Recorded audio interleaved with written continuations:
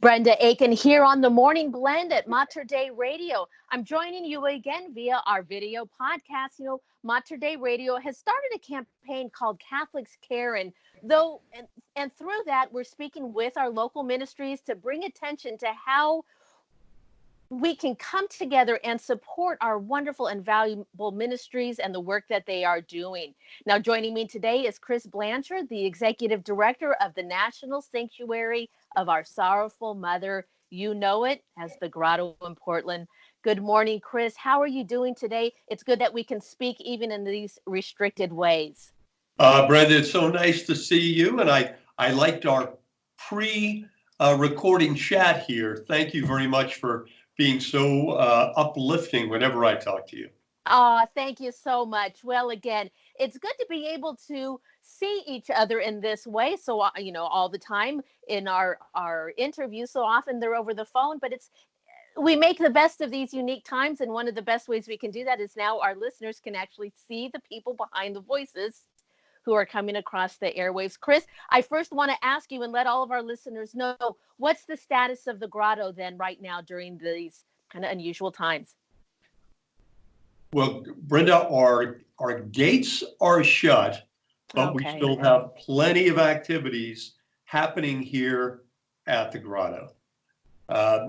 Every day up in our Servite Monastery at their chapel, we're having Mass celebrated for all of the people of Portland, all of the people of the North, all of the people of the world, really. Our friars are praying 3 times a day during this very difficult times. So, and as many of you already know, we have 62 beautiful acres of property here.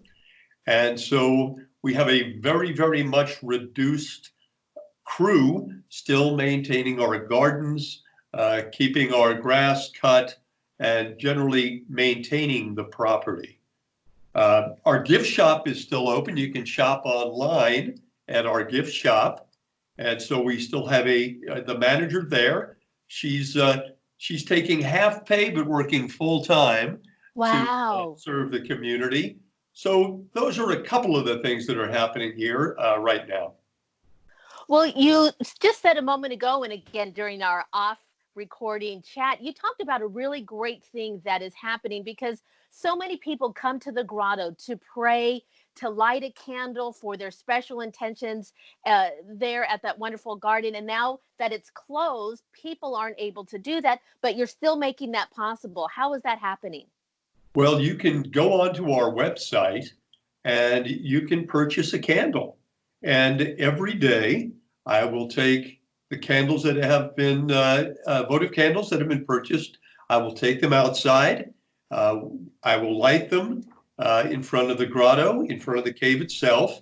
And afterwards, we'll say a prayer there, either me and whomever is helping me and one of the friars. So we're offering up your intentions every day through the lighting of votive candles and prayers. So valuable. And I know so many people, especially if they have a special devotion to St. Peregrine, that they have a special need, especially for a loved one who has cancer, who they need those intercessions. How wonderful that the Grotto, you're still doing in whatever way that you can help support our spiritual life and prayer life here for the people in Portland. Chris, let me ask you, you talked a little bit about having Mass there with the Servites. How are they, maybe in your discussions with the different priests there, how are they kind of standing with the community? As you said, I know that they are praying for us. How is this kind of affecting, how they gather for prayer and their special intentions? Well, the friars have been very, very supportive of everything that we're doing. I think one of the most exciting things and exciting ways we're reaching the community is through our daily newsletter that you can get via email. Go to our website, thegrotto.org, and you can sign up. And so each day we have a feature called Bringing the Grotto to You. And if you'll go onto our website, I got to stick my glasses on to read my notes. Okay. But you can go onto our website and click while you're staying at home, and that will bring you to a page where you can sign up for our daily newsletter. And in that newsletter, in addition to bringing the grotto to you through prayers and pictures, we have daily spiritual reflections from our rector, Father Don. We have video messages and prayers from Father Richard. And in fact, Father Richard is about to do a video series on the 14 Stations of the Cross. So our friars are still, not only are they praying for us, but they're actively sharing their ministry still with the community online. Well, I've got to tell you, I've been looking on Facebook and I've been seeing some of the pictures that you are posting. I'd encourage everybody watching to definitely check those out, because not only are they very beautiful as we're locked in at home, I know that when I see those pictures in my own mind through the visits that I've done at the grotto, it's that wonderful reminder that it's still there, that you are still praying for us, and that it's just, we're going to wait in God's time and know that there'll be a time again that the community will be able to celebrate all of life's events at the grotto. Chris, I want to ask you again, we know the value that the grotto is, especially to our own spiritual life, and the light that you are in our community, especially during these difficult times. So what are your current needs that our community can come together and support the grotto in whatever ways we can? Well, I'll start by saying on April 24th, we're going to be hosting our second blood drive through the American Red Cross since this began. So you can go to the American Red Cross website and sign up and come to the grotto on April 24th and donate blood as a service to the community. The grotto's got many needs right now. We are operating with a skeleton staff, and everyone is on reduced salary, even though they're working full time. But if you want to make a donation, again, you can go to our website. If you want to purchase a votive candle, again, go to our website and purchase a votive candle. Go and shop online. That's another wonderful way to support the grotto during this difficult time. So those are three ways that you can help us financially.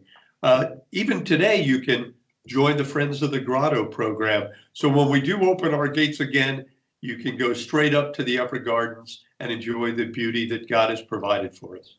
And there is no place in Portland like those beautiful upper gardens at the grotto. And then, Chris, even amidst all of this hardship and your staff working so hard, even at the reduced pay that you've had to move to, you are still looking at every way that you can help the community, especially those who are most in need. And your conference center just recently did something really wonderful. Share with our listeners what you've done there.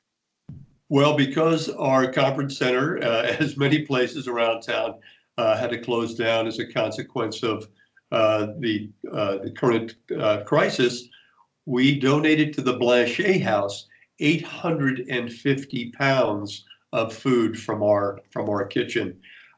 In fact, I just talked to Rick Burkell, our good friend over at Catholic Charities, and all the wonderful work they're doing as well.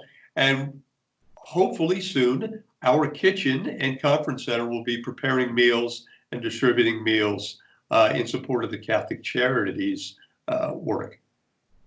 I think that's fantastic. And again, for all of us to recognize that even in hardship, where we want to close in and focus in on ourselves, that the Catholic community and all of you there at the grotto are always looking outward, or always sending that message and that light outward to the community. Chris, I don't know where Portland would be without the grotto, and I sure appreciate all of your time today and sharing with me a little bit about what's happening there. Well, God bless you, Brenda. Please share my good wishes and prayers with everybody at Modern Day Radio, and thank you for the ministry that you're continuing to do. Oh, you are very welcome, and all of us here at Mater Dei Radio, and I will ask all of our community listening to continue to keep you and all of your staff and the grotto in our prayers as well. God bless you, Chris. Thanks, Brenda.